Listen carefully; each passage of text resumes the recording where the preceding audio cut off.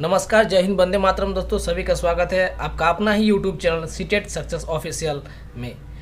Friend, आज हम लोग इस वीडियो में जानेंगे हिंदी पेडागोजी के 10 ऐसे महत्वपूर्ण प्रश्न के बारे में जो सीटेट हो, केवीएस हो, यूपी टेट हो, एमपी टेट हो, टीचर भर्ती हर एग्ज़ाम में पूछे जाने वाले ये क्वेश्चन का आंसर आज हम लोग इस वीडियो में करने वाले हैं।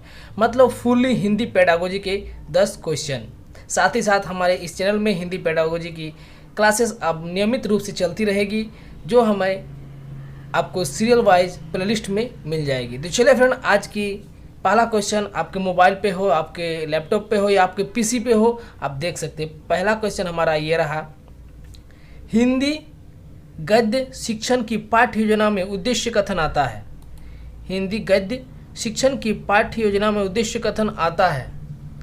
प्रस्तावना प्रश्न के पश्चात, पूर्व ज्ञान आदर्श वाचन के पश्चात या मौन वाचन से पहले।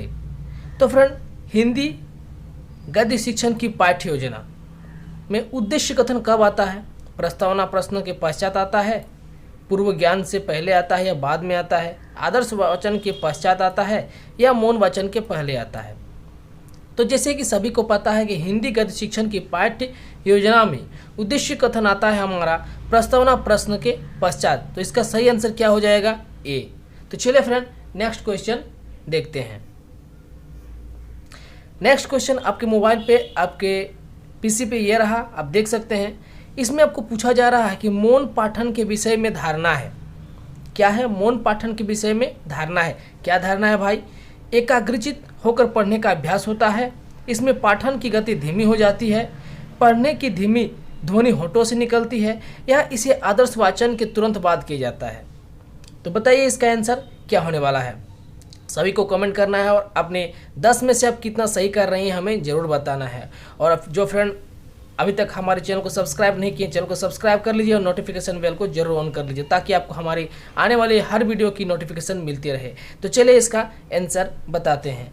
मौन पाठन के विषय में धारणा है। देखिए, सभी को पता है कि मौन पाठन कैसे किया जाता है। मौन पाठन हमें एकाग्रचित होकर और बिना होंठ को हिलाए हुए पढ़ा जाता है। तो इसका सही आंसर क्या हो जाएगा? एकाग्रचित होकर पढ़ने का अभ्यास होता है। इसमें पठन की गति धीमी हो जाती है। नहीं, ये तो नहीं है, मन ही मन इसको पढ़ा जाता है। पढ़ने की गति धीमी ध्वनि होठों से निकलती है, ये भी नहीं होगा। इससे आदर्श वाचन के तुरंत बाद किया जाता है, ये भी तो नहीं हो सकता है। आदर्श वाचन के पहले बाद में ऐसा तो कुछ नहीं है। मौन पठन के विषय में धारणा है कि एकाग्रचित होकर पढ़ने का अभ्यास होता है। तो इसका सही आंसर ये हो जाएगा। चलिए नेक्स्ट क्वेश्चन देखते हैं। तीसरा क्वेश्चन आपके मोबाइल पे यह रहा, भाषा शिक्षण के सिद्धांतों के प्रस्तुतिकरण का संबंध प्रमुख रूप से होता है छात्रों से, शिक्षक से, कक्षा के वातावरण से या गतिविधियों से। भाषा शिक्षण के सिद्धांतों के प्रस्तुतिकरण, देखिए किसी भी शिक्षण का जो सिद्धांत होता है उसका प्रस्तुतिकरण कौन करता है? छात्र करता है, शिक्षक करता है, या कक्षा के वातावरण से होता है या गतिविधियों से होता है। तो जितने भी सिद्धांत का प्रस्तुतिकरण होता है वो हमेशा क्या होता है? शिक्षक द्वारा किया जाता है, भाषा हो या कोई भी सब्जेक्ट हो। तो इसका सही आंसर हमारा बी हो जाएगा, शिक्षक से। भाषा शिक्षण के सिद्धांतों के प्रस्तुतिकरण का संबंध प्रमुख रूप से शिक्षक से होता है। चलिए नेक्स्ट क्वेश्चन देखते हैं। नेक्स्ट क्वेश्चन हमारा ये रहा, बच्चों में भाषा प्रयोग की दक्षता विकसित करने के लिए आवश्यक है। क्या क्या आवश्यक है? उन्हें सुनने और बोलने की पूरी आज़ादी हो, उन्हें कविताएं याद हो, उन्हें मुहावरे याद हो, वे किसी वक्ता के साथ रहते हो। देखिए, हमारे प्रश्न हमें पूछ रहे हैं बच्चों में भाषा प्रयोग की दक्षता, किसमें? बच्चों में। कौन सी का? भाषा प्रयोग की दक्षता विकसित करने के लिए आवश्यक है। क्या आवश्यक है?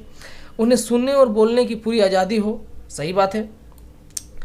प्रश्न हमें सकारात्मक और नकारात्मक दोनों प्रकार की ऑप्शन देता है, और हमेशा हमें अगर क्वेश्चन हमें नकारात्मक पूछ रहा है तो उसका ऑप्शन भी नकारात्मक होना चाहिए, और अगर प्रश्न हमें सकारात्मक पूछ रहा है तो उसका भी आंसर सकारात्मक होना चाहिए। तो ये हमें क्या बोल रहा है? उन्हें सुनने और बोलने की पूरी आज़ादी हो। जी हाँ। उन्हें कविताएं याद हो, ये बात तो जरूरी नहीं है कि कविताएं याद होगी। उन्हें मुहावरे याद हो, ये भी नहीं। वे किसी वक्ता के साथ रहते हो, ऐसा बात नहीं है कि वो सब वक्ता के साथ रहेंगे तभी उनके भाषा प्रयोग की दक्षता होगी।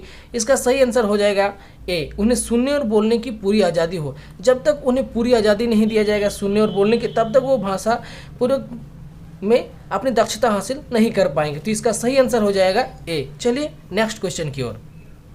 नेक्स्ट क्वेश्चन हमारा ये है, निम्न में से व्याकरण शिक्षण की प्रवृत्ति है क्या है? साहित्यिक, व्यवहारिक, ए और बी दोनों, या उपरोक्त में से कोई नहीं। निम्न में से क्या पूछ रहा है? व्याकरण शिक्षण की प्रवृत्ति। व्याकरण शिक्षण की प्रवृत्ति क्या है? साहित्यिक है, व्यवहारिक है, या दोनों है, या इनमें से कोई नहीं। तो हमारा सही आंसर हो जाएगा व्याकरण शिक्षण की प्रवृत्ति साहित्यिक में भी होता है और व्यवहारिक में भी होता है। तो इसका सही आंसर हो जाएगा सी, ए और बी दोनों। चलिए नेक्स्ट क्वेश्चन की ओर। देखिए नेक्स्ट क्वेश्चन हमारा ये रहा, ये हमारे टीचर एग्ज़ाम की हर एग्ज़ाम में ये क्वेश्चन पूछे जाने वाली है। आप देख सकते हैं बहुत ही वीवीआई क्वेश्चन है। देवनागरी लिपि अन्य लिपियों की अपेक्षा कहीं अधिक है।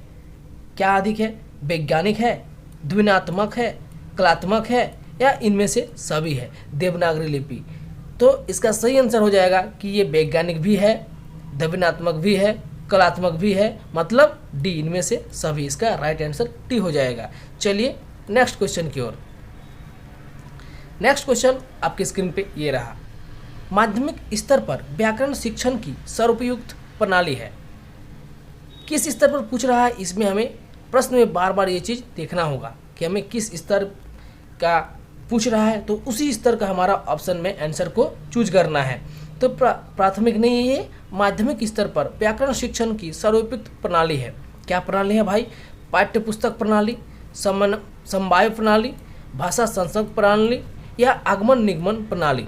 देखिए व्याकरण शिक्षण की जो सर्वोपयुक्त विधि है वह आगमन निगमन, पहले उदाहरण उसके बाद नियम। तो इसका सही आंसर हो जाएगा हमारा डी, आगमन और निगमन प्रणाली, ताकि बच्चों को बहुत ही बेहतर तरीके से सीख सके।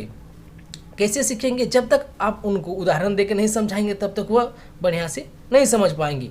और व्याकरण के शिक्षण जो होता है वो रटने पर ज़्यादा ध्यान दिया जाता है, इसलिए इसका क्या करना पड़ेगा? आगमन निगमन प्रणाली द्वारा पढ़ाया जाना चाहिए, ताकि बच्चों को उदाहरण के साथ नियम की व्याख्या होगी। तो इसका सही आंसर आपका डी हो जाएगा। चलिए नेक्स्ट क्वेश्चन की ओर।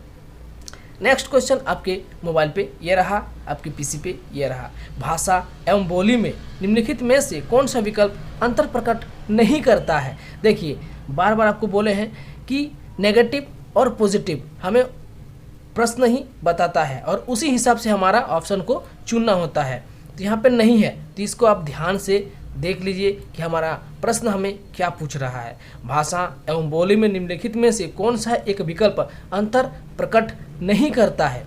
ऑप्शन क्या क्या है? भाषा का क्षेत्र विस्तृत होता है परंतु बोली का क्षेत्र सीमित होता है। सही बात है, भाषा का क्षेत्र जो होता है वो बृहत होता है, बड़ा होता है, लेकिन जो बोली होता है वो सीमित जगह पर ही बोला जाता है। अपने अपने क्षेत्र में आप देख सकते हैं कि अगर आप किसी शहरी क्षेत्र में हैं तो वहाँ पे भाषा आपका हिंदी बोला जाता होगा, लेकिन अगर आप गांव से हैं तो आप क्षेत्रीय लैंग्वेज बोलते हैं। तो क्या होता है कि भाषा का क्षेत्र जो होता है वो बृहत होता है, विस्तृत होता है। तो ये राइट है। एक भाषा में अनेक बोलियाँ सम्मिलित होती है। सही बात है, भाषा में अनेक बोलियाँ सम्मिलित होती है। भाषा में व्याकरण के सिद्धांतों का प्रयोग होता है परंतु बोलियों में नहीं। सही बात है। देखिए भाषा जो होता है उसमें व्याकरण होता है लेकिन बोली में नहीं होता है। बोली को आप किसी भी रूप में किसी भी तरह से बोल सकते हैं, लेकिन भाषा को आप शुद्ध व्याकरण से ही बोल सकते हैं। आप जानते भी हैं कि हमारे जितने भी कार्य होते हैं सरकारी दफ्तरों में, तो उसमें आप देख सकते हैं कि व्याकरणिक भाषा का प्रयोग होता है। तो ये तीनों का तीनों सही है।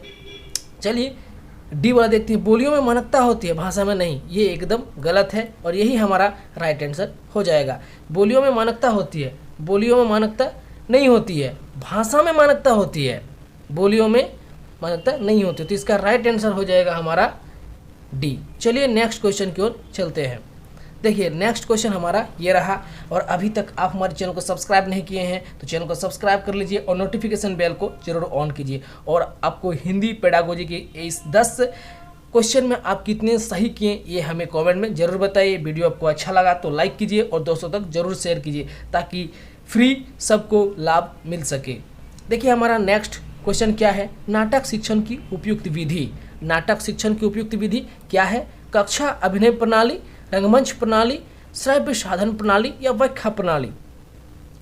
तो बता सकते हैं कि नाटक शिक्षण की सबसे सुंदर और अच्छा विधि कौन सा हो सकता है? कक्षा अभिनय प्रणाली हो सकता है, रंगमंच प्रणाली हो सकता है, श्राव्य साधन प्रणाली ये उतना सटीक नहीं है, व्याख्या प्रणाली ये भी नहीं है, लेकिन सबसे हमारा सही और सटीक आंसर हो जाएगा कक्षा अभिनय प्रणाली। जैसे कि नाटक को हम कक्षा में करके और जान सकते हैं, सीख सकते हैं, ताकि इसमें बच्चे का भागीदारी ज़्यादा रहेगा। तो इसका सही आंसर हो जाएगा हमारा कक्षा अभिनय प्रणाली। चलिए हमारा लास्ट क्वेश्चन देखते हैं। देखिए हमारा लास्ट क्वेश्चन हमें क्या पूछ रहा है कि वाइगोत्स्की के अनुसार किसी शब्द का अर्थ व्याकरण आधारित होता है, वक्ता पर निर्भर होता है, शब्दकोश के अनुसार होता है या सामाजिक सांस्कृतिक संदर्भ से उपजता है। देखिए हमारे मनोवैज्ञानिक और शिक्षा शास्त्रों ने क्या बताया है, वाइगोत्स्की के अनुसार किसी शब्द का अर्थ क्या होता है, व्याकरण आधारित होता है, नहीं होता है, वक्ता पर निर्भर होता है, ये भी नहीं होता है, शब्दकोश के अनुसार होता है, ये भी नहीं होता है, सामाजिक सांस्कृतिक संदर्भ से उपजता है। कोई भी शब्द का अर्थ हमें सामाजिक और सांस्कृतिक रूप से हमें मिलता है, तो इसका सही आंसर डी हो जाएगा। तो चलिए फ्रेंड, आज की इस वीडियो में हिंदी 10 पेडागोजी में आप कितने सही किए कमेंट में जरूर बताइए, और अभी तक आप हमारे चैनल को सब्सक्राइब नहीं किए हैं तो सब्सक्राइब जरूर कीजिए, ताकि आपको हमारी हर वीडियो की नोटिफिकेशन मिलते रहे, सीटेट सक्सेस में आप जुड़े रहें, और आपको 2021 में होने वाले सीटेट में सबसे ज़्यादा नंबर आपको जिस सब्जेक्ट में आपको प्रॉब्लम होता है वो हमें ज़रूर बताइए, ताकि आपको उस सब्जेक्ट में अच्छा नंबर आ सके। चलिए फ्रेंड, आज की इस वीडियो में बस यहीं तक, तब तक के लिए जय हिंद, वंदे मातरम। फिर से मिलते हैं नेक्स्ट वीडियो पे।